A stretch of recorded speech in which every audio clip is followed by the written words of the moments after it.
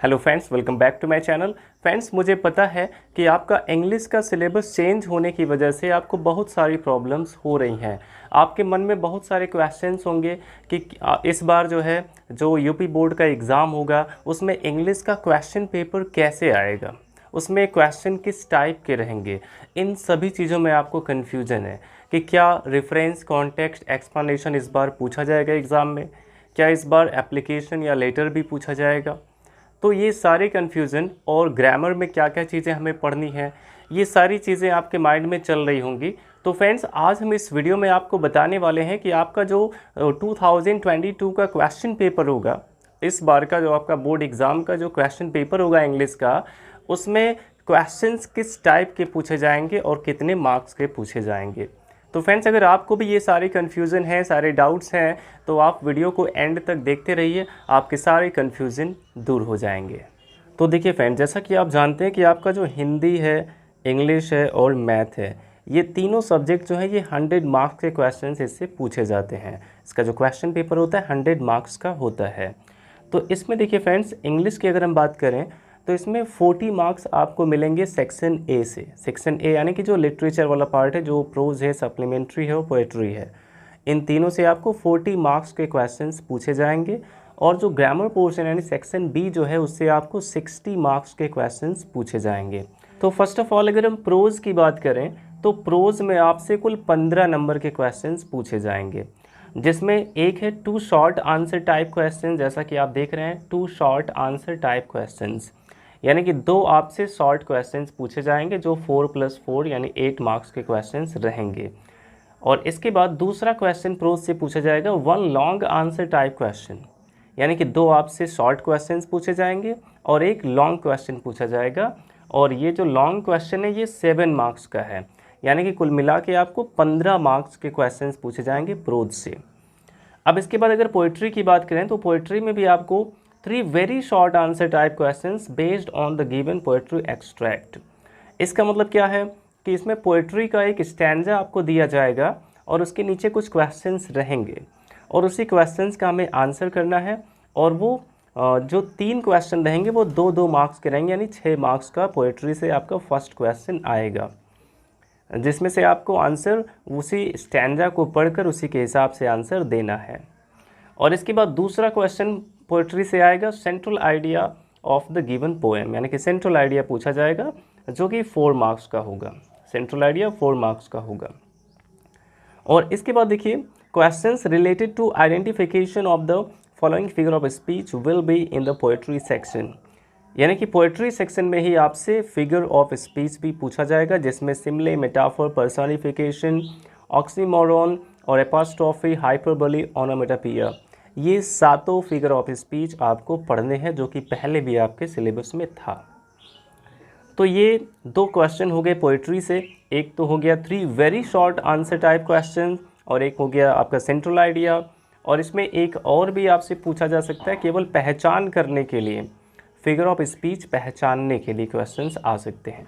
अब इसके बाद फ्रेंड्स, अगर हम सप्लीमेंट्री की बात करते हैं तो सप्लीमेंट्री में भी आपको सबसे पहले 2 शॉर्ट आंसर टाइप क्वेश्चंस, यानी कि 2 आपको शॉर्ट आंसर देने होंगे जो कि 4-4 मार्क का ही रहेगा। और इसके बाद दूसरा क्वेश्चन है 1 लॉन्ग आंसर टाइप क्वेश्चन, एक लॉन्ग क्वेश्चन आपसे पूछा जाएगा।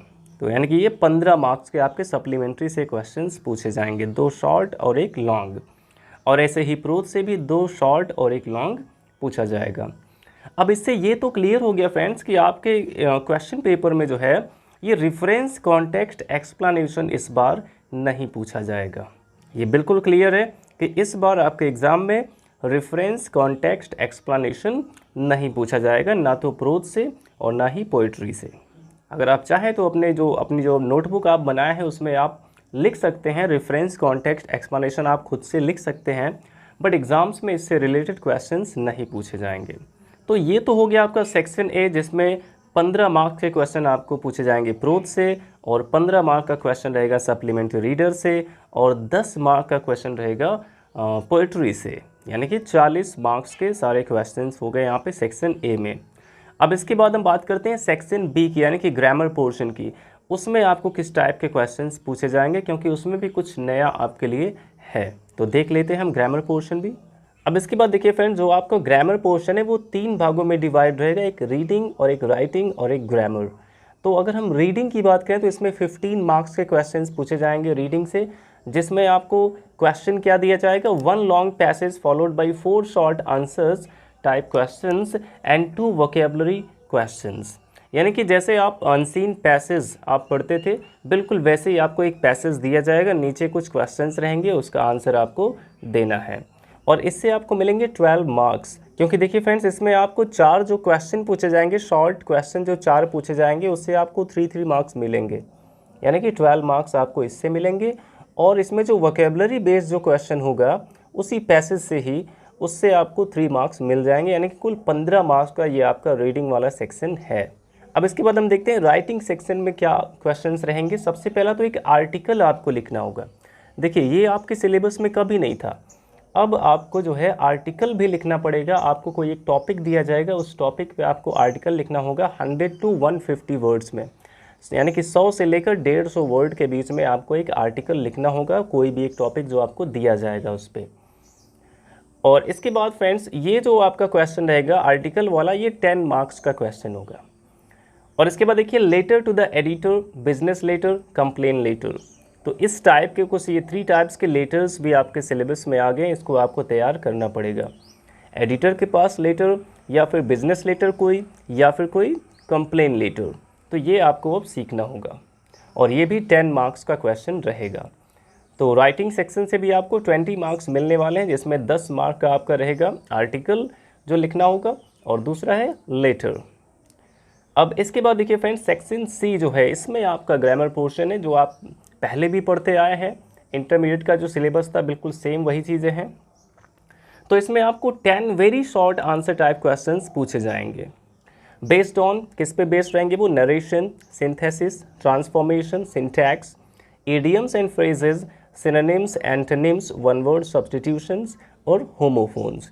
ये सभी चीज़ें आपसे पहले भी पूछी जाती थी और ये सभी चीज़ें आपसे अब भी पूछी जाएंगी, यानी कि आपका जो ग्रामर पोर्शन है वो आपको वही पढ़ना है जो आप पहले पढ़ते आए हैं।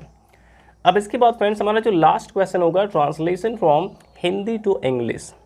Translation from Hindi to English, यहाँ पे आपको एक हिंदी का पैसेज दिया जाएगा जिसे आपको इंग्लिश में ट्रांसलेट करना होगा और ये आपका 5 मार्क्स का क्वेश्चन रहेगा।